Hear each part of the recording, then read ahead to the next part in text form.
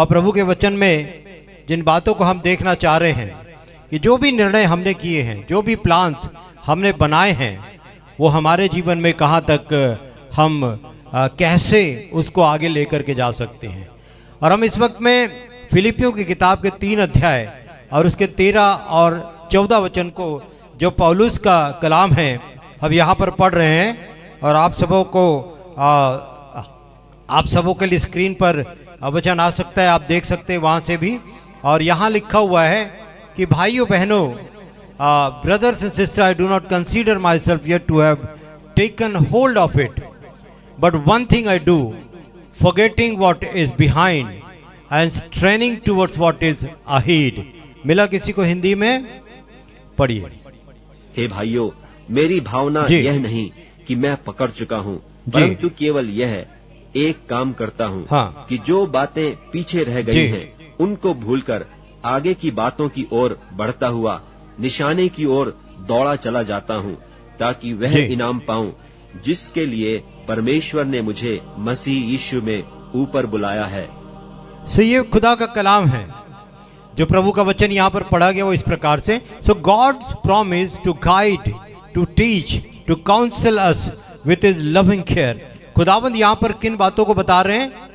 परमेश्वर यहाँ मार्गदर्शन की बात को कर रहे हैं, शिक्षा की बात को कर रहे हैं और सलाह देने की बात को कर रहे हैं। और ये वर्ड्स हमारे लिए एक रिमाइंडर है that we are never alone. हम कभी भी आगे अकेले नहीं रहेंगे, 2025 में कभी भी आगे नहीं रहेंगे, लेकिन God will direct each and every steps of you. परमेश्वर हर एक कदमों का निगरानी करेगा, निदेशक बनेगा, और परमेश्वर हर एक कदम में आपकी निगरानी करेगा। He will watch and he will direct. वो दोनों काम करेगा, एक तो आपको देखेगा और एक तो आपके दिशा निर्देश भी करेगा हर एक कदमों के लिए। सो एक सच्चाई है हमारे जीवन के लिए, अगर आपने एक उद्देश्य रखा है इस साल के लिए, if you fix a target this year, मैं बताता हूं आपको, आप उस टारगेट पर कैसे पहुंच सकते हैं, उस केंद्र पर कैसे पहुंच सकते हैं। आपने देखा होगा जो शूटिंग का एक पैड होता है, ऐसा बहुत बड़ा राउंड बना रहता है, उसमें पट्टे बने रहते हैं और सेंटर पॉइंट एक होता है, फिर उसके बाद में अलग अलग पॉइंट होते हैं। जब आप उस बोर्ड पर शूट करते हैं, चाहे तो तीर कमान से या तो गोली से, तो आपके निशान वहां पर होते हैं। अब आप सभी जानते हैं इस दृश्य को, अगर उस जगह फायर करने वाला या टारगेट पर आप खड़े हुए, जब आपके हाथ में बंदूक और आपको वहां निशाना लगाना है, सो आपका एटीट्यूड या आपका रवैया या आपकी पोजीशन कैसी होगी? आप अपनी बंदूक से एम साधे हुए होंगे, बाहर यहाँ का जो भी शोरगुल है या डिस्टर्बेंस है या क्लैपिंग है या आपके लिए तालियां बज रही है, आप उसके तरफ न ध्यान देते हुए बंदूक की बैरल पर और सामने के 0 टारगेट पर नजर रखोगे। अगर आप अपनी नजर को यहाँ करके फायर करते हैं, so can you fire on the correct place? आप नहीं फायर कर सकते हैं। तो क्या होगा? निशाना होना चाहिए सामने। और कब तक होना चाहिए? Till you get it fired. जब तक आप उसको क्लिक नहीं कर देते, शूट नहीं कर देते, तब तक आपका निशाना वही होना चाहिए। This year is a year of blessings. आपके लिए ये बहुत आशीषों का साल होने वाला है, बट आपने निशाने को नहीं हटाने का। पौलुस क्या कहता है? बीती बातों को भूलकर मैं आगे बढ़ता हुआ निशाने की तरफ दौड़ता हूं। अगर आपने अपने जिस भी प्रतिज्ञा को आपने करी है, जिस भी उद्देश्य को आपने डिसाइड किया है, जो भी आपने योजना प्लान इस वक्त में बनाई है आपके लिए, आपके आत्मिक जीवन के लिए, परिवार के लिए, नौकरियों के लिए, अगर आपका निशाना वहां से चूका तो समझ लीजिए आप पक्का फेल होने वाले हैं।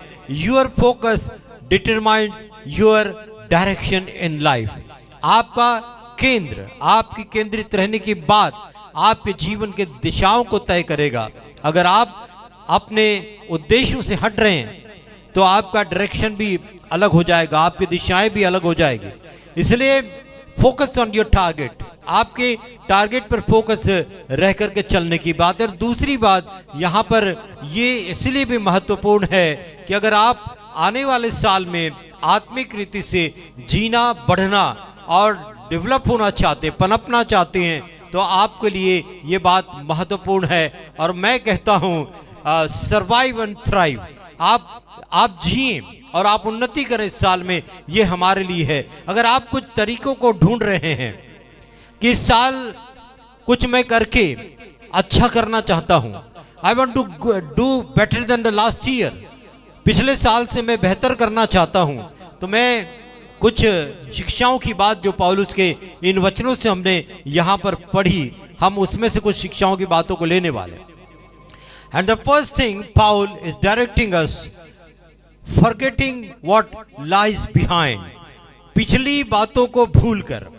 ये हमारे लिए एक महत्वपूर्ण बात हो सकती है। अगर हम आगे के टारगेट की तरफ जा रहे हैं तो आपको भूलना ही पड़ेगा आपके आसपास, आपके पीछे, आगे क्या हुआ है। आपको सिर्फ और सिर्फ अपने लक्ष्य पर ध्यान देने की जरूरत होगी, और अगर आप लक्ष्य पर ध्यान देंगे तो आप वो कर पाएंगे। फॉरगेटिंग व्हाट लाइज बिहाइंड, पहला स्टेप जो है, अगर आप पनपना चाहते हैं, इस नए साल में उन्नत होना चाहते हैं, तो बीती बातों को भूलकर आगे बढ़ने की बात प्रभु कहता है। This doesn't mean that we should erase the memory or images or the lessons of the past year. इसका ये अर्थ नहीं है कि बीती बातों को भूल जाना, मतलब जो आपकी यादें हैं, कुछ अच्छी बातें भी हो इसमें, और कुछ आप जो है कुछ सीख आपने सीखी होगी, कुछ पाठ आपने पढ़े होंगे पिछली साल में, कुछ अच्छी चीजें, उनको भी आप भूल जाए, ये नहीं है उसका अर्थ। ये कहने का अर्थ है जो बातें आगे बढ़ने में रुकावट कर रही है, ऐसी बातों को जो पीछे के जीवन में घटी है, भूलना है। फेल्यूर्स हैं, जितने आपके रिग्रेट्स हैं, या जितने आपकी सफलताएं भी है, जो आपकी गलतियां हैं उनको भूलना है, और जो आपकी सफलताएं हैं उनको भी भूलना है। इन दोनों चीज को याद रखने की जरूरत है। और हम बात करेंगे आगे। सबसे पहला तरीका, लेटिंग गो ऑफ रिग्रेट। सबसे पहली बात, हमें बड़ा खेद होता है, कई मौकों पर हमें खेद होता है जब हम दूसरे लोगों की उन्नति और तरक्की को देखते हैं या सुनते हैं, तो हम अपने आप पर जरूर से अफसोस करने लगते हैं। देखो, ये मेरे बाद में आए हैं मसीहत्व में, ये बाद में प्रभु को स्वीकार किए हुए लोग हैं, ये मुझसे आगे हो गए हैं। खेद होता है। Imagine that every year, last year, every time you made a mistake, आपने हर बार गलती करी, हर बार जितना अच्छा आप कर सकते कलीसिया में, वो आपने नहीं किया या नहीं कर पाए।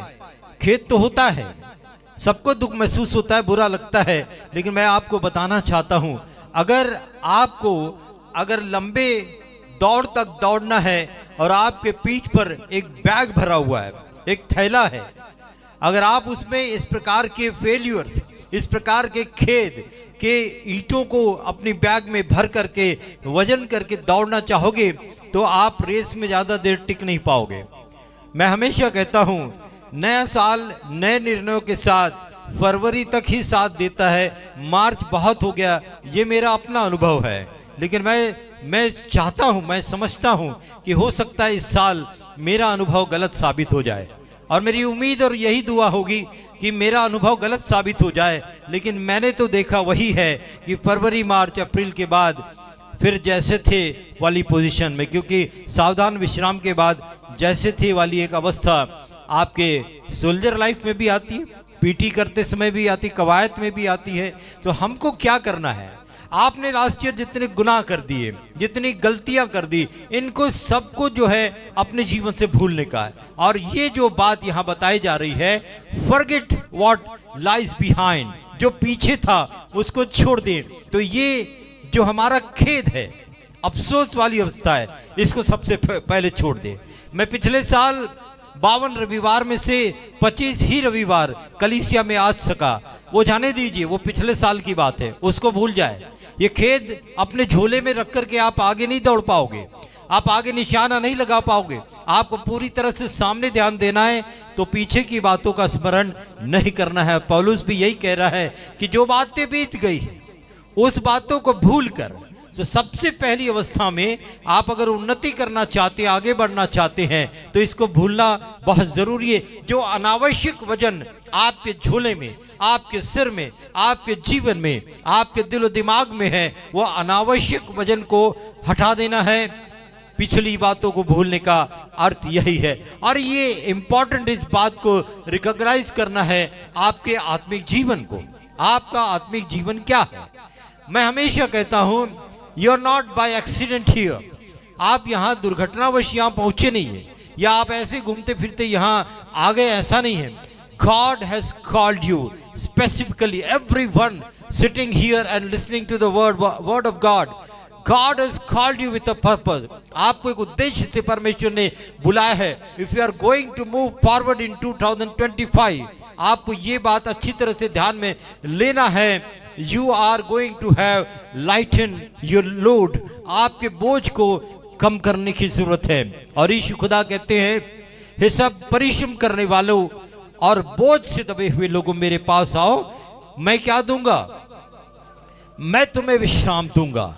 और हमें इस साल आगे बढ़ने से पहले अपने बोझ को यीशु के कदमों पर उतार करके रखने चाहिए। और इस प्रकार से हम अपने बोझ को हल्का करेंगे। अपने रिग्रेट्स, यानी जिसको खेदित हो जाते हैं हम, उसको, अपनी गलतियों को और अपने गुनाह को हमें छोड़ करके आगे बढ़ना चाहिए।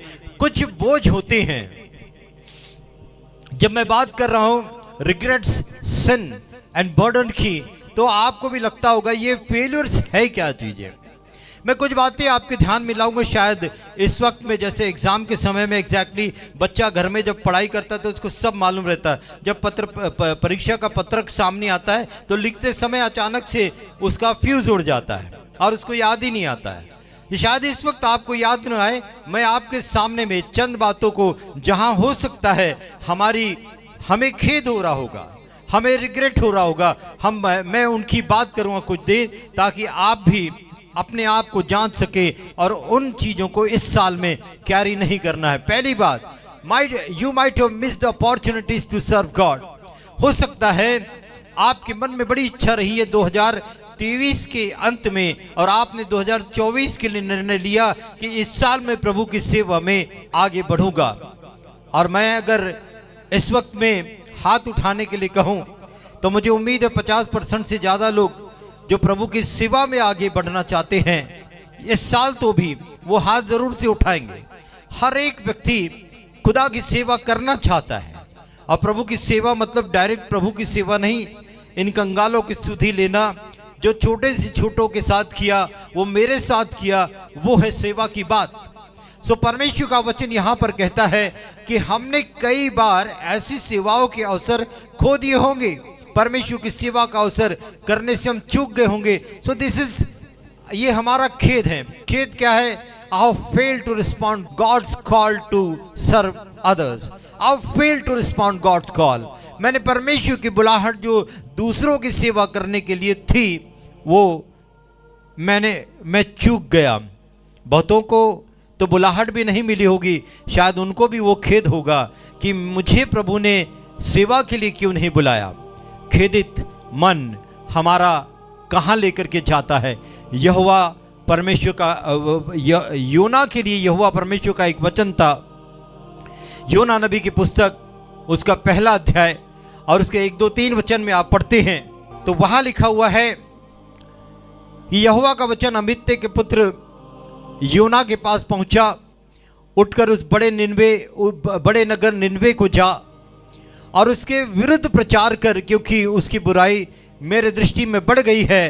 परंतु अभी ध्यान से सुनिए, God has given a specific call to Jonah. परमेश्वर ने योना नबी को एक विशिष्ट बुलाहट दी, और उस विशिष्ट बुलाहट को मुझे और आपको भी परमेश्वर ने दी, to serve others, to serve God, to serve your family, to serve your nation and your country. God has called you. परमेश्वर ने आपको बुलाया। God has called Jonah also. परमेश्वर ने योना को भी बुलाया। परंतु योना यहोवा के सन्मुख से तरशीश को भाग जाने के लिए उठा। कितने लोग 2024 में जो 23 में लिए गए निर्णय को फॉलो करने की बात जब 2024 में आई, तब वे परमेश्वर के समक्ष से उठे और तरशीश को भाग गए। और यहाँ लिखा हुआ है, उसने एक जहाज को यापा में पाया और वहाँ उसका किराया देकर उस जहाज में चढ़ गया और यहोवा के सामने से वो तर्शीश को चला गया, बजाय खुदा ने उसको बुलाया था तू निनवे को चला जा। That can be a regret, वो एक अफसोस की बात हो सकती है। और आप जिक्र करते हैं, प्रचार करते हो और बताते हो योना मछली के पेट में 3 दिन है, दुआ कर रहा होगा कि खुदा मुझे बचा ले, मुझ पर दया कर। बाहर क्या हो रहा है योना को पता नहीं चल रहा है, वो तो सीज हो गया है, वो तो पकड़ा गया है, उसको बाहर की दुनिया का अंदाज नहीं है कि वो क्या हो रहा है उसके साथ। But he might be praying, he might be regretting कि क्यों मैं तर्शीश को भागा, खुदा ने कहा था निनवे तो मैं चला ही जाता। 2024 के जितने ऐसे निर्णय जहां आप सेवा करने से चूक गए, परमेश्वर की बुलाहट को आपने प्रत्युत्तर नहीं दिया, तो इस बात का अफसोस 2025 में लेकर के मत आइए। पौलुस कहता है बीती ऐसी ही बातों को भूलने की बात। दूसरी बात, परमेश्वर के साथ कई बार विश्वासी समय की उपेक्षा कर जाते हैं। सो उपेक्षा मतलब निगलेक्ट के साथ जो समय बिताना है उसका निगलेक्ट कर देते। क्यों, कैसे निगलेक्ट हो जाता है? आप परमेश्वर के पास कब खड़े होते हैं? इन प्रेयर्स, प्रार्थनाओं में खड़े हो जाते हैं परमेश्वर के साथ में, प्रभु के पास में प्रार्थना के माध्यम से आते हैं। So you might have not prioritised the prayer time. हो सकता है आपने प्रार्थना के समय को प्रायोरिटी नहीं दी है। कभी टेलीविजन का समय हमारे लिए महत्वपूर्ण हो जाता है, कभी किसी का फोन कॉल हमारे लिए लंबा हो जाता है और हम परमेश्वर की बातों को वहां पर गायब कर देते हैं, अपनी प्रायोरिटीज को हमेशा बदल देते हैं। चर्च में नहीं आने का भी कुछ कारण होता है, लेकिन इस साल हम उन चीजों को याद नहीं रखेंगे। खुदा का वचन कहता है हमें निशानी की तरफ आगे बढ़ना है। So prioritise the prayer time, prioritise the Bible study time, prioritise the time of communion with God. परमेश्वर से मिलने और खुदा से बात करने का समय को सबसे बढ़कर प्राथमिकता दो। आप जब किसी के घर पर जाते हैं, आपको कभी तो सुनने को मिलेगा कि पास्टर साहब प्रार्थना में है, उनका ये प्रेयर समय है, अभी आपसे नहीं मिल पाए की बात। लूका की किताब का 10 अध्याय 38 से आगे उसका जिक्र है। मरियम यीशु के कदमों पर बैठकर खुदा के कलाम को सुनती थी, वहीं उसकी अपनी सगी बहन मार्था वो प्रभु के कदमों पर नहीं बैठा करती थी। वो करती क्या थी उसका इंपॉर्टेंस नहीं है। एक बहन ने प्रायोरिटी दी इस बात को कि she will sit with God, she will study the word of God, and that was Mariam, that was Mary. Martha का वैसा नहीं था। और इस प्रकार से क्या हुआ, हम में से बहुत सी लोग, many regrets being Martha instead of Mary. हम मार्था क्यों बन गए, इस बात पर हमको खेद है। हमने परमेश्वर के समय का उपेक्षा नहीं करना चाहिए। अगली बात, होल्डिंग ऑन टू सिन और अनफॉरगिवनेस, पाप या क्षमा नहीं करने की अवस्था, वो भी हमारे जीवन में खेद को प्रकट करती है। क्योंकि समय रहते हमने इस पर उपाय क्यों नहीं किया, समय रहते हमने इस पर बातचीत क्यों नहीं करी। अब ये जख्म जो है नासूर बन चुका है, अब ये इर्रिपेरेबल हो चुका है। ऐसे खेद को लेकर के मत चले। दुख क्या है, we are still struggling with sin, we are still struggling with unforgiveness. हम आज भी ऐसे पापों से संघर्ष कर रहे हैं। इसको 2025 में मत लेकर के जाओ आगे। ऐसे पापों का संघर्ष 2024 में ही कायदे से समाप्त हो जाना चाहिए था, लेकिन इसके बाद भी आप इसको आगे मत लेकर के जाइएगा। डोंट स्ट्रगल विथ फेलियर्स, आपकी गलतियों के साथ संघर्ष मत करिए। और क्षमाशीलता की बात हो सकता है ये आपको कहां लेकर के जाएगा, it will lead to broken relationship, टूटे हुए रिश्तों की तरफ ले जाएगा। अगर आपने कुछ गुनाह को बाकी रखा है या क्षमा को बाकी रखा हुआ है, खुदा का कलाम कहता है it will also hinder in your spiritual life. ये आपके आत्मिक जीवन को उन्नत नहीं होने देगा, क्योंकि आपने अपनी बैग में बहुत से ऐसे ईंटों को भर के रखा हुआ है। क्षमा नहीं, गुनाह नहीं, खेद की बातें, चूक की बातें, अब इसके साथ आप दौड़ोगे नहीं। पौलुस कहता है मैं दौड़ता चला जाता हूं, और दौड़ने वाले आप अगर देखते होंगे, आपने कभी किसी एथलीट में या किसी स्पोर्ट में किसी दौड़ने वाले को कोट पैंट जूता मोजा पहन करके दौड़ते हुए देखा है क्या? उनका एक अपना कपड़ा होता है, एक अपना ड्रेस होता है और कम से कम कपड़ा होता है। स्विमिंग करने वाले को देखा, चाहे लेडीज हो जेंट्स हो, कभी तो देखा कि नहीं देखा? कम से कम कपड़े बदन पर होते हैं, तभी रेस में वो आगे जाते हैं। अपने इस बोझ को उतारो। सामरी स्त्री कुएं पर आई और जब यीशु ने उससे बताया कि वो मसीहा मैं हूं, तो उसने अपना घड़ा वहीं पर छोड़कर नगर में सुसमाचार सुनाने को गई कि देखो एक कुएं पर आया हुआ है, उसने मेरे जीवन की सब बातें बता दी है, यही मसीहा है। और वो बोझ आपको यहाँ छोड़कर ही 2025 में आगे भागना पड़ेगा। आप उस मटके के साथ नहीं दौड़ सकते हो। सामरी स्त्री जितनी भी गुनाह में होगी, उसको ये तो समझता था कि मैं मटका लेकर के पानी भर करके दौड़ करके तो गांव में नहीं जा पाऊंगी, पहले जल्दी नहीं जा पाऊंगी, इसलिए मटका छोड़कर देखो उसको कैसी जल्दी है, उसकी प्रायोरिटी क्या है, उसका ध्येय क्या है। एक आया है, वो यीशु है, ये वो बताना चाहती है, उसका लक्ष्य वो है। आप अपने लक्ष्य से चूक जाएंगे अगर आप ऐसे फेलियर और फॉरगिविंग पॉइंट्स पर अटक गए हुए। आपके रिश्ते, आपकी रिलेशनशिप और आत्मिकता जो है अटकने वाली है, इस बात को समझे। देखो एक व्यक्ति था जो वचन में लिखा है, मत्ती की किताब के 8 अध्याय और 21 से 35 वचन तक उसका जिक्र है। एक व्यक्ति था जिसके ऊपर कर्ज था, अपने स्वामी के पास गया और उसने क्षमा मांगी, उसके स्वामी ने उसको माफ कर दिया। जानकारी डिटेल में आप बाद में भी पढ़ सकते हैं। उसके स्वामी ने उसको माफ कर दिया। जैसे वो माफी लेकर के बाहर आया तो उसे भी एक दास दिखाई दिया जिसके ऊपर कुछ इसका भी उधार बनता था। लिखा हुआ है, उसने जैसे उस संगी दास को मिला, उसका 100 दिनार उसके ऊपर में था, उसने उसको पकड़कर उसका गला घोटा और उससे कहा, जो कुछ तू मेरा धरता है वो मुझको अभी के अभी भर दे। क्षमा नहीं करने की बात। क्या हुआ? जब उसका बड़ा वाला स्वामी आया, इसका खुद का ही स्वामी आया जिसने उसको माफ किया था, उसने देखा कि ये अपने जो उधार जिससे लिया उसको माफ नहीं कर रहा है, जबकि मैंने इसके इतने बड़े कर्ज को माफ किया है। उसने कहा, इसको पकड़ करके लेके जाओ और ये जब तक मेरा भी कर्जा ना भर दे, इसको छोड़ना मत।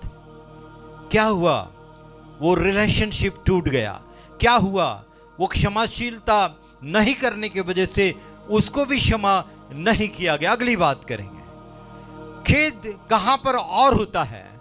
परमेश्वर पर दुनिया को प्राथमिकता दी जाती है। Prioritising the world over God, यानी खुदा से बढ़कर कोई हमारे जीवन में है।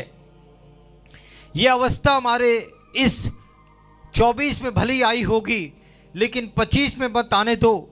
अगर आई है तो पिछली बातों का खेद करते बैठने से ये आपका बोझ एक और बढ़ के है आपके साथ, आप दौड़ नहीं पाओगे। पिछली बातों को भूलने की बात में पौलुस इस बात को भी इस बात को शामिल कर रहा है कि you should not allow worldly pursuits such as wealth, career, pleasure, और you should not overshadow one's relationship with God. आप अपनी परछाई को परमेश्वर के ऊपर डालकर खुदा दिखता नहीं है, यह अवस्था को कभी नहीं ला सकते। खुदा तो रात में इस्राएलियों के साथ आग का खंभा बन करके चलते थे। वो दिखता है, वो मिलता है, वो बातचीत भी करता है, वो संभालता भी है, चलता भी है। कर दे, धन के पीछे मत भागे। खुदा के कलाम में क्या लिखा हुआ है? जो धनी लोग हैं, देखो मरकुस की किताब का 10 अध्याय, उसके कुछ वचन है यहाँ पर 21-22, वहाँ पे एक बात लिखी हुई है। खुदा कहता है धन के पीछे मत भागो, पैसों के पीछे मत भागो, कैरियर बिल्डिंग के पीछे मत भागो। आपका भविष्य कौन बनाएगा? खुदा बनाएगा। परमेश्वर के कलाम में क्या लिखा है? यूहन्ना की किताब में, मुझसे तुम अलग होकर के कुछ भी नहीं कर सकते। उसको अच्छी तरह से लिख करके रख लो अपने साथ में। जितने लोग खुदा को छोड़ करके इन सब बातों में लग जाते हैं, कैरियर बिल्डिंग में, प्लानिंग में और इस प्रकार के रिश्तेदारी निभाने में, वो ध्यान से रखिए, इस बात का आपको खेद जरूर से होगा कि हमने क्यों खुदा के ऊपर में दुनिया को समय ज़्यादा दिया, ये हमसे बड़ी गलती हो गई। देखो क्या लिखा है, प्रभु ने कहा, यीशु ने उस पर दृष्टि करके उससे प्रेम किया। एक धनी व्यक्ति प्रभु के पास आया था, स्वर्ग की बात कर रहा था, स्वर्ग जाने की बात कर रहा था। मैंने और आपने भी 2025 में ऐसी उम्मीदें बांधी, कुछ अच्छा करने की बात करी है, कुछ अच्छा करने की निर्णय भी लिया हुआ है। प्रभु ने उससे कहा, जब तू लड़कपन से 10 आज्ञाओं को मानता है तो एक काम कर, तू जितना तेरी धन संपत्ति है उसको बेच दे और कंगालों को दे दे, और ये वो इंपॉर्टेंट है, मेरे पीछे हो ले। अगर धन के पीछे भागोगे, तुम 2 स्वामियों की सेवा कभी नहीं कर सकते, 2 स्वामियों की सेवा कभी नहीं कर सकते। अगर धन के पीछे भागोगे तो खुदा अपने आप छूट जाएगा, छोड़ने की जरूरत ही नहीं है। तो वहां लिखा हुआ है कि तू जो एक काम कर, तुझ में एक बात की घटी है, तेरे पास जो कुछ तेरा उसे बेचकर कंगालों को दे दे, स्वर्ग में तुझे धन मिलेगा। अब इस धनी व्यक्ति का रिएक्शन क्या था? उसके चेहरे पर उदासी छा गई। तो उसके चेहरे पर उदासी छा गई और तो और वो शोक करता हुआ वहां से चला गया, क्योंकि वो बहुत धनी था। धन कमाओगे, खुदा को गमाओगे। धन कमाओगे, खुदा के ब्लेसिंग्स को गमाओगे। खुदा के पीछे जाना है, धन के पीछे नहीं, भविष्य के पीछे नहीं। आपका भविष्य कौन बनाता है? रुपया। एक भूकंप आता है ना, तो सारी बिल्डिंगें जितनी भी हमने बनाई हुई ना, घरदार, सारे गिर जाते हैं और जान भी चली जाती है। खुदा को पकड़ के रखो, वो बचाएगा। जब खुदा साथ में रहेगा तो ऐसे ही आश्चर्यकर्म इस साल आपके जीवन में होने वाले, ऐसे बड़े काम प्रभु आपके जीवन में करने वाले हैं। रिग्रेट्स को लेकर के मत जाओ, फेलियर्स को भुला दो, जो कमी है उसको छोड़ दो, धन के पीछे मत भागो। खुदा का कलाम कहता है उदासी आएगी। अगली बात, कई लोगों को खेद हो सकता है कि हमने खुदा के सुसमाचार को नहीं बांटा, हमने खुदा की बात अपने मित्रों से नहीं बताई, अपने परिवार के लोगों से नहीं बताई। कई लोग परिवारों से छुपकर कलीसियाओं में आते हैं, कई लोग परिवार से छुपकर कलीसियाओं में आते हैं, उनके घर वालों को पता नहीं होता ये जाते कहाँ हैं। प्रभु का वचन उनको भी सुनाओ, प्रभु ठीक समय पर उनके मनों को भी बदलेगा। लेकिन कोशिश करना आपका काम है, कोशिश करना आपका काम है। आप अपने परिवारों को विटनेस करो। You should witness Christ to your friends, your family and to others who have not heard the name of Jesus. जिन्होंने यीशु के नाम को नहीं सुना, उनके नाम को बताओ। मैं हर बार बोलता हूँ, रोज एक दिन सुसमाचार किसी को सुनाओ। अरे कोई तो आए जो बोले मैंने 1 महीने में एक को सुनाया है। 365 दिन में कोई नहीं आता बताता कि इस व्यक्ति को मैंने सुसमाचार सुनाया है और ये मेरे सुसमाचार का फल है। देखो ये अभी प्रभु पर विश्वास करने क्यों नहीं होता है? हो सकता है अभी आपको खेद लग रहा होगा कि यार ये तो किया जा सकता था, मैं क्यों नहीं कर पाया। वो बात बीत गई तो उसको जाने दीजिए। लेकिन इस साल आपको कुछ इससे अच्छा करना है तो don't fail to share the gospel with the other people. लोगों के साथ में मत सुसमाचार को मत रोकिए। अगली बात, 6वीं बात है, आपको खेद ये भी हो सकता है कि क्यों मैंने खुदा से पूरी तरह से, खुदा पर एतबार क्यों नहीं किया, विश्वास क्यों नहीं किया प्रभु से पूरी तरह से। अगर मैं पूरी तरह से प्रभु पर विश्वास करता, don't doubt on the promises of God. परमेश्वर की प्रतिज्ञाओं पर या वाचाओं पर शक नहीं करना है, शुभा नहीं करना है। खुदा जो कहता है वो करता है। खुदा ने जो कह दिया वो डेफिनेटली करता है। और तो वो तो कहता है कि तुम्हारे मांगने के बिना भी मैं तुमको देता हूं। सो प्रभु का वचन क्या बताता है? डाउटिंग गॉड्स प्रॉमिसेस और failing to rely on him in difficult season leading to unnecessary worries and missed blessings. आपकी आशीषें चुकती हैं जब आप पर प्रभु पर पूरे मन से विश्वास नहीं करते। एक सज्जन खुदा के पास आए, मेरी बेटी को दुष्टात्मा सताती है, तू कुछ इसे ठीक कर सकता है तो कर दे। यीशु ने तुरंत पूछा, क्या तुझे विश्वास नहीं मैं इसे ठीक कर सकता हूं? उसने कहा, मैं विश्वास तो करता हूं लेकिन मेरे अविश्वास का उपाय कर। मैंने ये बात पिछली बार भी कहकर बताई थी। दोनों चीजें साथ साथ में हमारे चल रही है, दोनों चीजें एक साथ चल नहीं सकती। उजियाला और अंधियारा दोनों एक जगह नहीं हो सकता है। रात है तो दिन नहीं होगा, दिन है तो रात नहीं होगी। उसके बाद आरी पारी से जो समय चक्र है उसके अनुसार भली हो सकती है। Don't doubt, it will lead unnecessary worries in your life. बेकार की चिंताओं को आपके जीवन में आप स्थान दे रहे हैं। आप खुदा के वचनों पर पूरी तरह से, उसके वादों पर भरोसा करके चले और इस खेद को मत लेकर के चलिए। इस्राएली परमेश्वर के प्रोविजन पर विश्वास नहीं करते थे और इसलिए बार बार खुदा को आजमाते थे, बार बार खुदा को परखते थे। कभी चट्टान से पानी की बात होती थी, कभी आसमान से मन्ना गिराने की बात होती थी, कभी परमेश्वर लाल समुद्र को पार करने का कारण क्या था। आप जब पढ़ते लाल समुद्र के दृष्टि को, लाल समुद्र के पार होने के दृष्टि को जब आप पढ़ते हैं, आपको क्या लगता है परमेश्वर ने लाल समुद्र को दो भाग क्यों किया होगा? कोई बोल सकता है? चलिए बोलिए, थोड़ा सा आप बहुत टेंस हो रहे तो थोड़ा हल्का हो जाओगे आप लोग। लाल समुद्र को प्रभु ने क्यों दो भाग किया? ईसाई है तो बताओगे, बोलो ना। मजा आ रही थी प्रभु को? बड़प्पन दिखाना चाहते थे, शेखी बताना चाहते थे अपनी आप की तरह, मेरी तरह? क्यों किया होगा? कुछ भी बोलो ना, तुम कैमरा तो मेरे तरफ है ना, बोलो।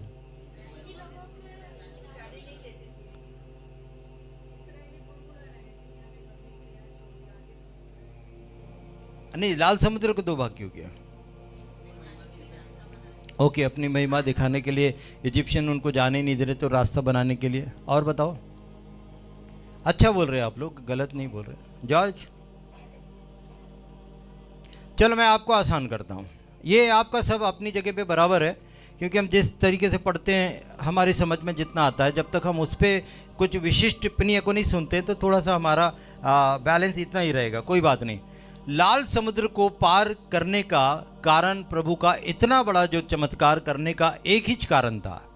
सुन लो, आपको मजा आएगा। एक ही कारण था, क्योंकि परमेश्वर को उनकी अगुवाई करना है, जंगल के पूरे सफर में कनान देश तक ले जाना है, कई शहरों से जीतते हुए, लड़ाइयाँ करते हुए, मारकाट करते हुए आगे ले जाना है, रोज इनको खिलाना है, इनकी सुरक्षा करना है। जंगलों में सांप भी आ सकते हैं और विपत्तियाँ आ सकती हैं, इनको खाने को नहीं है, रहने को नहीं है, बीमार होंगे तो दवाइयाँ नहीं हैं।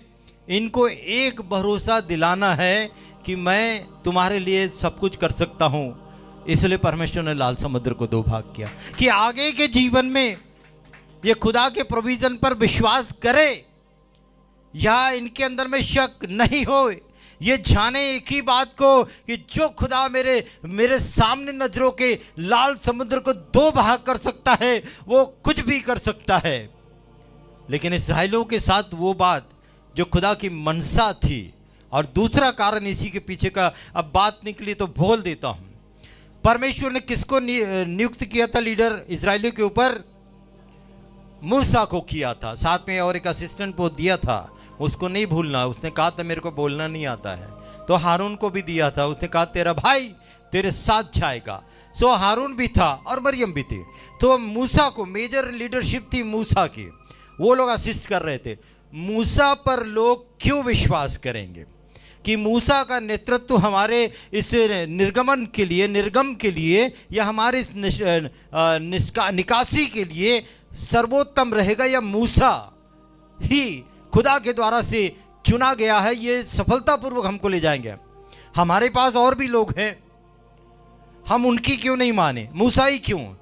इसीलिए परमेश्वर ने मूसा से ही कहा कि तू अपनी लाठी को जो है समुद्र के ऊपर कर दे।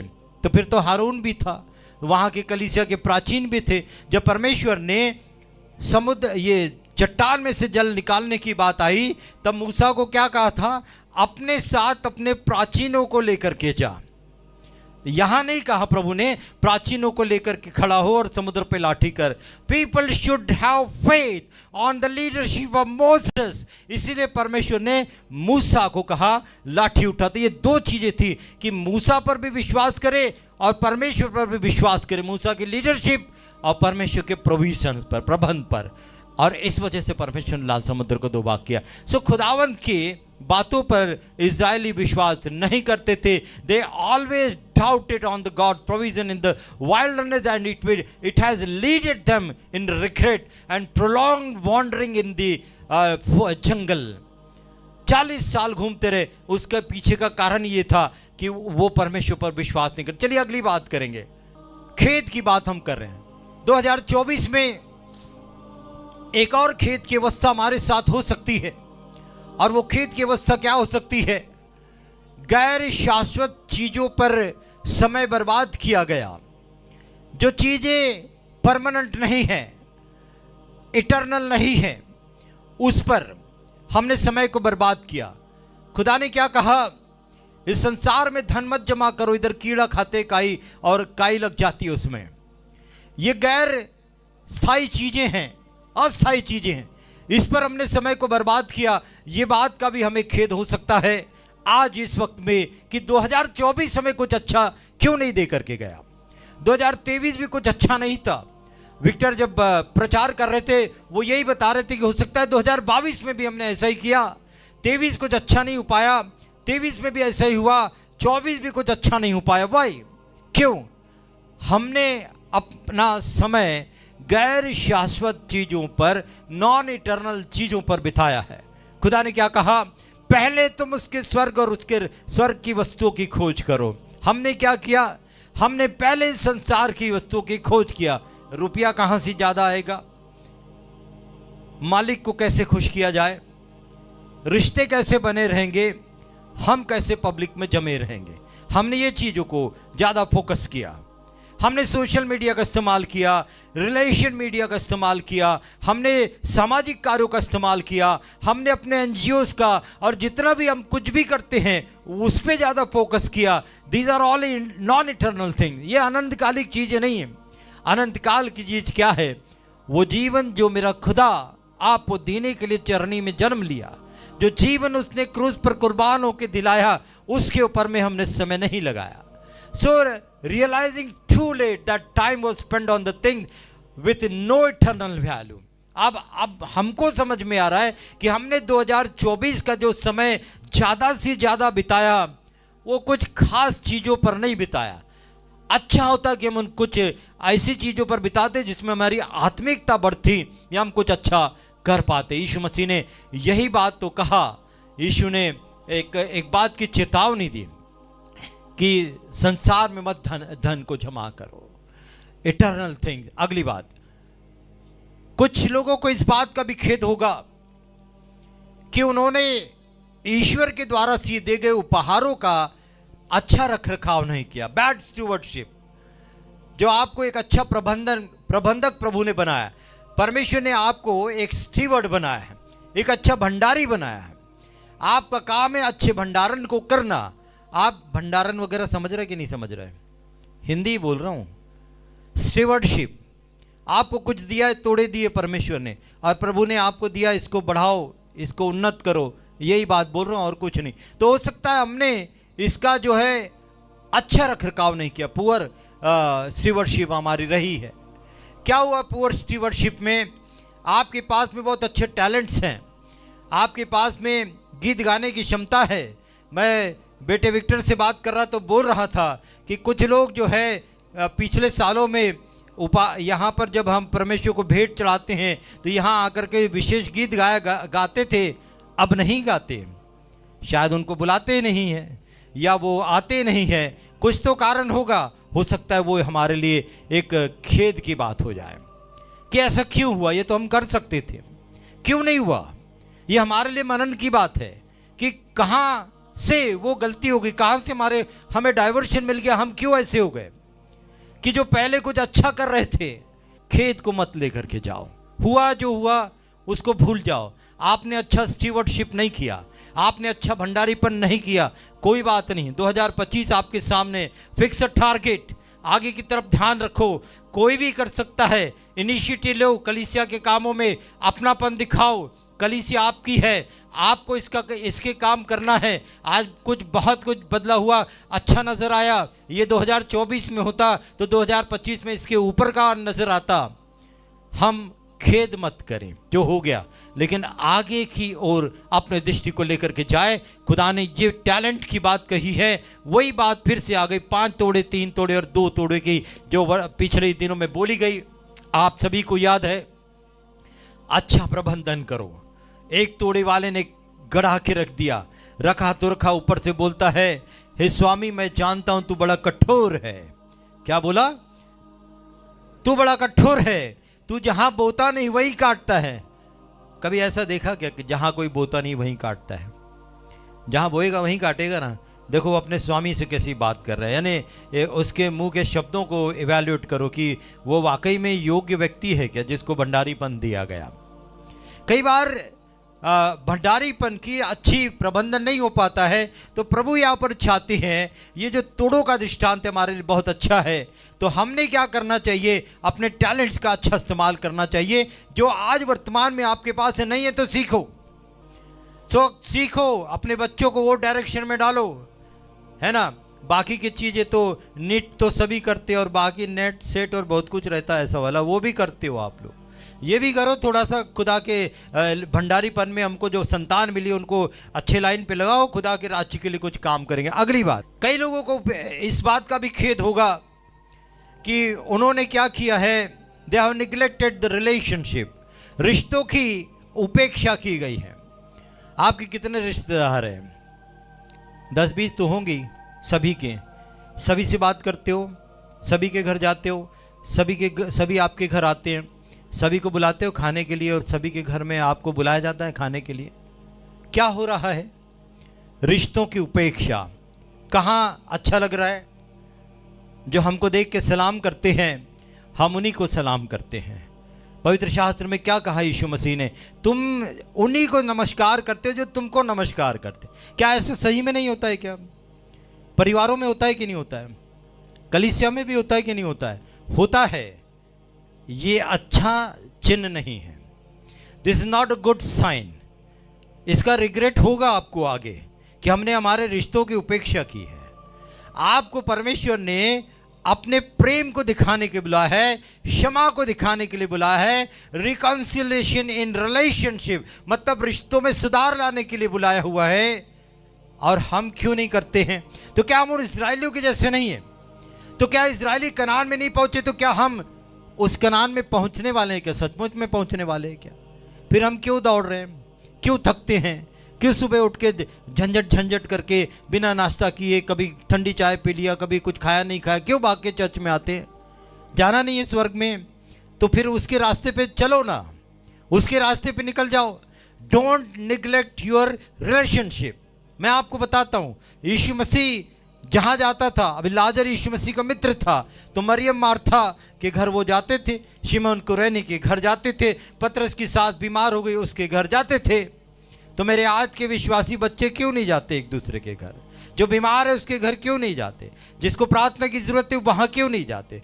क्यों नहीं बात करते? क्यों रिश्ते को निग्लेक्ट कर रहे हैं? क्यों रिश्तों की उपेक्षा हो रही कलीसिया में? क्यों विश्वासी रिश्तों की उपेक्षा करते? मेरा सवाल है उन सभी से जो ऑनलाइन भी सुन रहे वचन को, क्यों रिश्तों की उपेक्षा होती है? ये खेद रहेगा आपको हमेशा। अगर मैं मेरे भाई को थोड़ा खुदा का कलाम समझाता तो देखो वो नरक में है, वो स्वर्ग में आ जाता। ये मेरे हिस्से में बड़ा बुरा हुआ। और मैं तो हमेशा कहता हूँ कि पत्नी जो है स्वर्ग में है, और क्योंकि पति विश्वास नहीं करता तो वो नरक में है। क्या पति को नरक में देखकर स्वर्ग में पत्नी को आनंद आएगा क्या? सही में आनंद आएगा क्या? नहीं, किसी को आ भी सकता है। ऐसी बात क्यों बोल रहे हैं आप लोग? जिसकी ठनी हुई है उसको तो आएगा ना। तो वहां जब हमारे बच्चे आपको नरक में दिखेंगे तो आपका स्वर्ग भी नरक ही होने वाला है। या बच्चों को माता पिता नरक में दिखेंगे तो उन बच्चों का स्वर्ग क्या स्वर्ग रह जाएगा। जाओ पूरे परिवार के साथ, डोंट निग्लेक्ट रिलेशनशिप। आपके रिश्तों को मत खोए, उसकी उपेक्षा मत करें। Every relation is important. हर एक रिश्ता आपके लिए महत्वपूर्ण है। यीशु मसीह ने इसके महत्व को समझाया मत्ती की किताब के 5 अध्याय 23-24 वचन में। और यहाँ पर यीशु मसीह ने बताया कि सिखाया कि आराधना के पहले अगर तेरे भाई के मन में तेरी कोई बात के प्रति खोट है या कोई नाराजी है तो पहले उससे मिलाप करके फिर तू अपनी भेंट को वेदी पर लेकर के आ, तब वो कबूल होगी। ऐसे ही लिखा है कि मैं गलत बोल रहा हूं? कि तेरी भेंट कबूल नहीं होती है। कितने भेंट पात्र में भेंट डाल रहे हो? कभी विचार किया कि आपके रिश्ते में जो खराश है, या जो खटास है या जो कड़वाहट भर के रखी हुई है, उसका असर क्या हो रहा है? ये हमारे लिए बहुत ही महत्वपूर्ण बात है। ये सोचने की बात है। प्रभु कहता है तेरी भेंट कबूल नहीं होगी। इससे बढ़कर के दंड क्या हो सकता है कि हम भेंट लेकर के आए? इससे बढ़कर के दंड की क्या बात हो सकती है कि हाबिल को और हाबिल की भेंट को प्रभु ने कबूल किया और कैन की भेंट को प्रभु ने कबूल नहीं किया। कोई भी रिश्ते को निगलेक्ट मत करो। हर एक इंसानी रिश्ता भी, मानवीय रिश्ता भी आपके लिए महत्व का है। आप उनको जो है प्रभु के राज्य के पास में रखे और ये मत करो। मैं आखिरी बात यहाँ पर एक और बात है वो मैं बताना चाहता हूँ। बहुत से लोगों को इस बात का खेद 2024 के लिए हो सकता है या हो रहा होगा कि हमने मसीह के लिए जिया तो सही, लेकिन साहस के साथ नहीं जिया, डरपोक के जैसा जिया। जो ही मैंने कहा, बहुत सी कलीसिया में छुप छुपा के आते हैं, डर डर के जिया। ये अफसोस को मत करिए। ये अफसोस जो है आपके विश्वास को खुलने नहीं देता है। पतरस ने यीशु मसीह का 3 बार इनकार किया। बहुत मजा आती ना ऐसा बोलने में। बोलो ना, जितने लोग वचन बोलते, कम से कम डिवोशन में जो बोलते बोलो ना। पतरस ने 3 वेळा देवाचा इन्कार केला। कितना मजा आता बोलणे में। आणि आपलं काय, आपलं स्वतःचं काय, आपण किती वेळा देवाचा इन्कार करतो ते लक्षात घ्यायला पाहिजे ना आपल्याला। आपण रोज इन्कार करतो। पतरसने 3 वेळा इन्कार केला, नकार केला, तर आपण बोलून दाखवतो आणि त्या खूप मजा आती, त्याच्यावरच प्रचार करतात। त्यावर प्रचार करण्यासारखं जास्त काही नाही है। मी सांगतो तुम्हाला, पतरस ने इनकार किया एक परिस्थिति की तरह। कारण क्या था? हिम्मत की बात थी सिर्फ। मैं उसी हिम्मत की बात कर रहा हूं। आप कितने हिम्मत से प्रचार करते हैं। आप इस नए साल में प्रवेश कर रहे हैं तो अपने रिग्रेट्स को और अपने फेलियर्स को लेकर प्रभु के उस क्रूस के पास में आ जाओ और प्रभु को वहां पर उस क्रूस के पास में डालो। कन्फेस देम विद गॉड कि प्रभु ये 10 बातें जो मैंने यहां पर सुनी है, इन 10 बातों में मुझे कुछ ऐसे दिख रहा है कि 2025 भी मेरा कहीं ऐसा ही ना हो जाए। क्यों नहीं 24 अच्छा हुआ?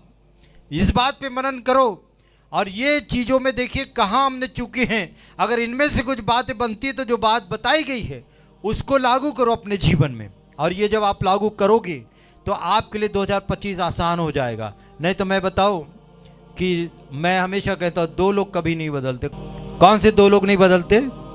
यीशु मसीह कभी नहीं बदलता। लोगों को बहुत मजा आता, हाँ ये तो सही बात है, यीशु नहीं बदलता, दूसरा मैं भी नहीं बदलता हूँ। 24 में जैसा था 23 में वैसा ही था, 23 में जैसा था 20 में मैं कभी नहीं बदलता, मेरा गुरु भी नहीं बदलता, मेरा खुदा भी नहीं बदलता। ऐसा मत करो।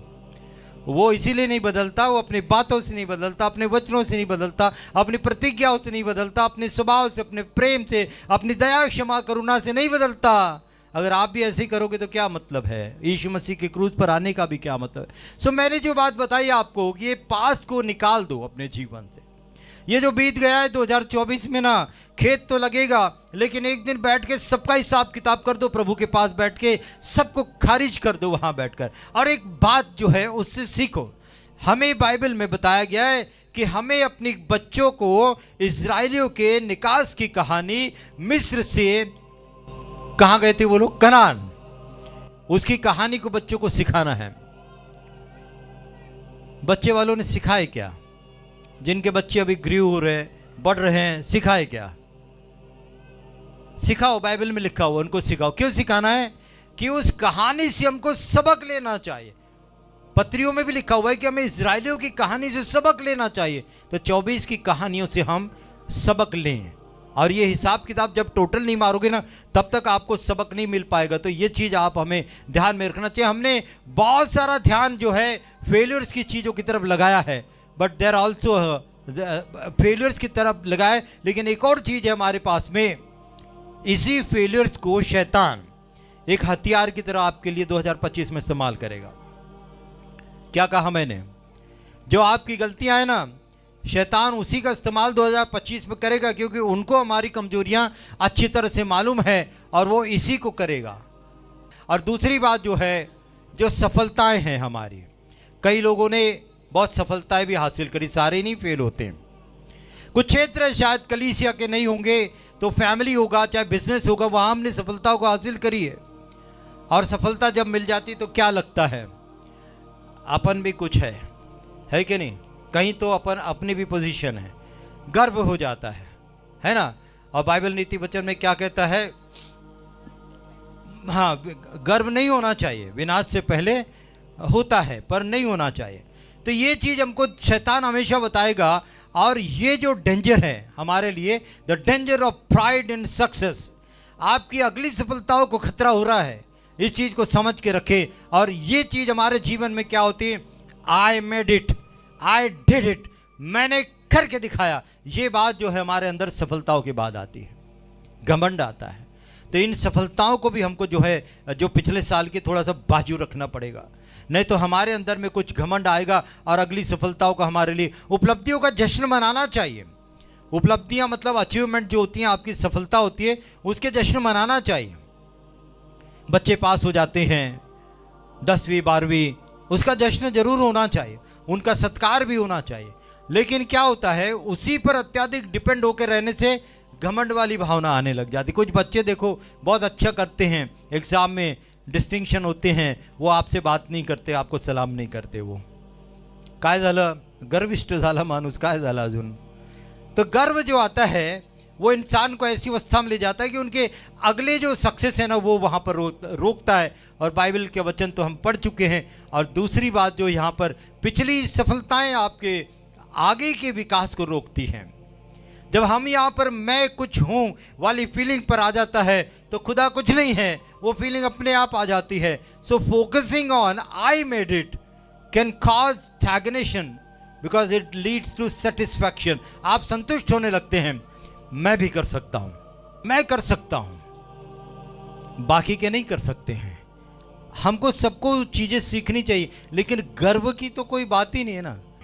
सो प्रभु के बच्चों, ये आपके दिल में एक सेटिस्फैक्शन को लेकर के आती है, तो फिर आगे की उन्नति अपने आप ही रुक जाती है। क्योंकि मुझे मालूम हो जाता है, जब आप किसी बच्चे को बोलते हैं ना, क्या बढ़िया गाता है तू, बहुत अच्छा गाता है, देखो वो सीखना ही बंद कर देता है कि उसको तो इनाम डिग्री तो पहले मिल गई ना, बहुत अच्छा गाता। वो बच्चा हमेशा गलत गाएगा।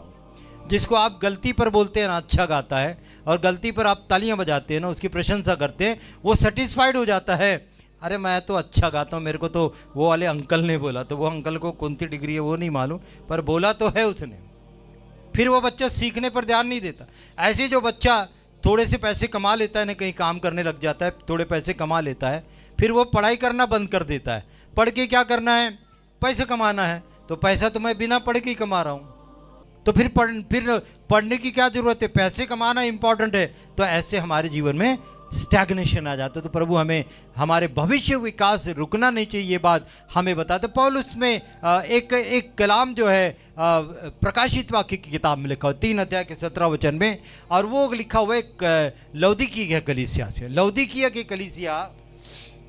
की कलीसिया से प्रभु कहता है कि तू जो कहता है मैं धनी हूँ और धनवान हो गया हूँ और मुझे किसी वस्तु की घटी नहीं है, और यह नहीं जानता तू कि तू अभागा है, तुच्छ है, कंगाल है, अंधा है और नंगा भी है। ये किससे प्रभु कह रहा है, तू तुच्छ है, अभागा है, कंगाल, नंगा है। उस लौदीकिया से कह रहा है जो सबसे उस समय की धनी कलीसिया थी। हमारी सफलताएं, हमारे सक्सेस परमेश्वर की निगाह में क्या है, इस चीज को हम ज्यादा समझ करके चले। सो ये उपलब्धियों में अपनी गलत पहचान मत होने दीजिए कि आप परमेश्वर के लोग हैं, परमेश्वर के साथ बने रहें और परमेश्वर आपको आगे बढ़ाएगा आगे। शैतान एक ही नीति का इस्तेमाल करेगा 2025 में, आपको ये पुराने भविष्य की सफलताओं, पुराने साल की सफलताओं को याद दिलाकर आगे नहीं बढ़ने देगा। शैतान का स्ट्रैटेजी क्या है, what is the strategy of enemy, दुश्मन की रणनीति क्या है। रणनीति मालूम है ना, युद्ध नीति, यानी आपको गिराने के लिए जो भी वो हलचल, युद्ध, दावपेच समझ लो, दावपेच करता है ना, उसमें सबसे पहली बात होता है ही विल डिस्ट्रैक्ट यू। मैंने कहा आप टारगेटिंग बोर्ड पे हैं, वो आपके ध्यान को हटाएगा और आपका निशाना चूक जाएगा। सबसे पहली बात वो करता है, और वो कैसे करता है, by making us dwell on the past glory, पुरानी पहचान में, पुरानी सफलताओं में आपको वहीं पर बिठा देता है, डिस्ट्रैक्ट करता है। दूसरी बात, शैतान क्या करता है, डिवाइड करता है, एकता नहीं होने देता। इसलिए कलाम में लिखा, क्या ही भली और मनोहर बात है कि भाई लोग आपस में मिले रहें। तो शैतान मिलने नहीं देता। इस चीज़ को इस साल में हमको अवॉइड करने का। और तीसरी बात, शैतान का एक और हथियार जो आपके और मेरे जीवन में आ सकता है वो है डिस्करेजमेंट, निराशा। इतकी प्रार्थना केली, काहीच होत नाही, वर्षापासून प्रार्थना करत आहो, वर्षभरापासून प्रार्थना करत आहो, काही होत नाही। ये निराशा, डिस्करेजमेंट आपके जीवन में शैतान डाल सकता है। इससे बचना है, इससे बाहर निकलना। मैं आपको आज की सुबह इस बात के लिए प्रोत्साहित करना चाहूँगा कि ये बहुत अच्छी बात है, अपनी खुशियों को, अपनी सफलताओं को सेलिब्रेट करो, परमेश्वर को धन्यवाद दो, लेकिन उसी पर रिलैक्स होकर के मत बैठ जाओ। उसके आगे भी बहुत कुछ है, उसके आगे भी बहुत कुछ है जो परमेश्वर आपको और मुझे देना चाहता है। सो इससे इस प्रकार से खुदावंत का वचन आज हमसे बातचीत करता है कि हमने इस साल पिछली गलतियों से बहुत कुछ सीखना है और हमको आगे बढ़ना है। तो पौलुस ने कहा, बीती बातों को भूल कर मैं निशाने की तरफ आगे चलता चला जाता हूँ। कई लोगों को परिवर्तन नहीं चाहिए और इसलिए वो बीती बातों में अटके रहते। कई लोगों को, दे डोंट वांट चेंज, परिवर्तन नहीं चाहिए, हम जैसे वैसे ही बराबर हैं। तो ये चीज़ जो है विश्वासी जीवन में या आत्मिक जीवन में नहीं होनी चाहिए। आपको और हमको we need to embrace change, परिवर्तन को गले लगाना है। और ये परिवर्तन हमारे जीवन में किस चीज़ को लाएगा, परिवर्तन हमारे जीवन में किस चीज़ को लेकर के आएगा। देखो मैं बताता हूँ क्यों लोग जो है परिवर्तन को बदलना नहीं चाहते, क्यों नहीं बदलना चाहते, क्योंकि वो कुछ अनजानी चीज़ों को एक्सेप्ट नहीं करना चाहते हैं। जैसे अगर आपको बोल दिया कि आप नागपुर के साउथ पार्ट में रहते हो, आप जो है वेस्ट नागपुर में जाकर के घर खरीद लो। अरे नहीं बाबा, इधर ही अपने सब लोग हैं, इधर हॉस्पिटल नज़दीक है, इधर वो है, स्कूल है मेरी नौकरी का, तो नई जगह में नहीं जाना चाहते। तो वो एक डर रहता है। इजराइलियों के साथ भी तो यही हो रहा था। इजराइलियों को प्रॉमिस्ड लैंड कनान बताया था, लेकिन उनकी जान उधर ही अटकी हुई थी। खाने को मिलता था, मसाले मिलते थे, हम जैसे भी थे तकलीफ में थे, लेकिन वहीं अच्छे थे। बार बार उधर ही उनका पैर फंसा हुआ था। सो कुछ लोगों को अपने भूतकाल से, मतलब बीते हुए समय से एक लगाव भी हो जाता है, इसलिए वो परिवर्तन नहीं चाहते। कुछ लोगों को अपनी पर्सनल एबिलिटी पे शक होता है, इसलिए सोचते हैं नवीन काय करायचं, आता आपलं वय काय राहिलं आहे, आता राहू असंच आपण, काय नवीन करायची गरज काही। सो डाउट रहती पर्सनल एबिलिटी के ऊपर, मैं नहीं कर पाऊंगा, तो वो भी आगे नहीं बढ़ पाते। और दूसरी बात जो होती है कि चेंज की अवस्था में कुछ एक मिसपरसेप्शन भी रहता है कि कुछ बदलाव मतलब एक नुकसान है। आपका वर्तमान बिजनेस बंद कर दो, एक नया बिजनेस चालू करो, करते क्या हिम्मत नहीं होएगा ना, कि हमको नए की जानकारी नहीं, हम नहीं कर पाएंगे। सो कई लोगों को परिवर्तन नहीं चाहिए, लेकिन प्रभु का वचन बोलता है कि इस सेक्युलर जीवन से हटकर हमारे लिए एक आत्मिक जीवन है जहाँ पर परिवर्तन बहुत ज़रूरी है, हिम्मत करना ज़रूरी है, पर्सनल एबिलिटी पर विश्वास करना बहुत ज़रूरी है और खुदा पर विश्वास करना सबसे ज़्यादा ज़रूरी है। मनुष्य को अपनी योग्यता से बढ़कर परमेश्वर की योग्यता पर विश्वास करना पड़ेगा। 2025 में अगर आप अपने सेक्युलर जीवन के स्टैग्नेशन को अगर तोड़ना चाहते, जो रुकावट है इसको तोड़ना चाहते, या आपने जो मौका खो दिया उसको तोड़ना चाहते हैं, या जो तनाव आया है उसको हटाना चाहते हो, तो परमेश्वर पर विश्वास करना ही पड़ेगा। आपने आत्मिक अवस्था की उन्नति रोकी है, परमेश्वर पर विश्वास करो। आपने खुदा की अवज्ञाकारिता की है, खुदा पर विश्वास करो। इस साल नए वादे के साथ उठ के खड़े हो, आप परमेश्वर के साथ इस साल अच्छा जा सकते हो। कई नई आशीषों को आपने पिछले साल खोया है, इस साल आपको वो आशीषें मिलेगी। आप परमेश्वर पर विश्वास करके चले। सो परमेश्वर की योजना पर विश्वास करना ज़रूरी है और एक ग्रोथ वाला माइंडसेट होना चाहिए, वो नहीं होता है विश्वासी के पास में। उसकी मेंटॅलिटी कैसी रहती है, इतकं खूप आहे, आपण जातो ना चरपर्यंत, एखाद्या वेळेस आपण एखादी गाणी तरी गातो, एवढं काफ़ी, ये इतना खूब है, इससे ज़्यादा क्या कर सकते हैं, हम क्या कर सकते हैं। हम तो ट्रेंड बाइबल टीचर नहीं है ना, तो प्रचार क्या कर सकते हैं। प्रचार करना पास्टर का काम है, कलीसिया का क्या काम है, ताली बजाने का। फिर मैं हमेशा कहता हूँ ताली दूसरों से अपने लिए बजवाओ, इस साल तो भी बजवाओ 2025 में। Let people clap for you, let people appreciate you. आप ही बजाते रहते हो दूसरों के लिए, 2-4 लोगों के लिए, है ना, तो वो मत करो। इस साल ऐसा नहीं करने का है। सो ग्रोथ वाला माइंडसेट, विस्तार करो अपने दिमाग को कि मैं बढ़त का प्रशंसक हूं। आगे क्या करने का है, प्रार्थना करें। खुदावंद आपको हिम्मत देगा, बुद्धि देगा, और इस हिम्मत और बुद्धि के साथ में परमेश्वर की विश्वास योग्यता में बढ़ते चले जाए, मसीह की बुलाहट को कभी नहीं भूले, और इस प्रकार से आप पाओगे 2025 बिना गलती के आप अचीव कर पाओगे अपने टारगेट को। लक्ष्य आपका हटना नहीं चाहिए। मेरा पौलुस का वचन जो है वो कहता है, पर इतना करता हूं कि बीती बातों को भूलकर आगे निशाने की तरफ दौड़ते जाओ। उसमें निशाना जो है वो बहुत ज़्यादा महत्वपूर्ण शब्द है। 2025 में इस शब्द को मैं आपको देना चाहता हूँ, टारगेट, निशाना। इसी चीज़ को याद रखना है और आगे बढ़ना। परमेश्वर आप सबों को बहुत आशीष दे। आइए इस वक्त एक छोटी सी दुआ करते हैं, कलाम को यहाँ समाप्त करेंगे। पिता परमेश्वर, मैं धन्यवाद देता हूँ पिता इस मुबारक समय के लिए जो आपने हमारे इस कलीसिया के माध्यम से हमारे जीवन में लाया। 2025 हमारे लिए नई उम्मीदों को लेकर के आया है, और पिता यहाँ बैठा हर व्यक्ति 2025 में नई आत्मिक ऊंचाइयों को हासिल करना चाहते हैं। मेरी प्रार्थना है पिता परमेश्वर, पुरानी गलतियों से कुछ अच्छा सीखें पिता, और वो गलतियां ना करें प्रभु।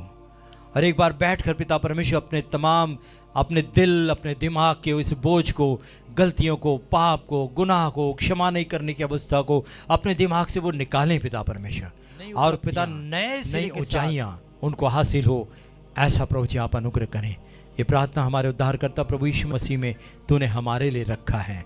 वचन को आशीषित कर, जितने लोग वचन को इस समय सुन रहे हैं, खुदा सबों को बड़ी आशीष दे, और ये 2025 में नई उपलब्धियां, नई ऊंचाइयां उनको हासिल हो, ऐसा प्रभु जी आप अनुग्रह करें।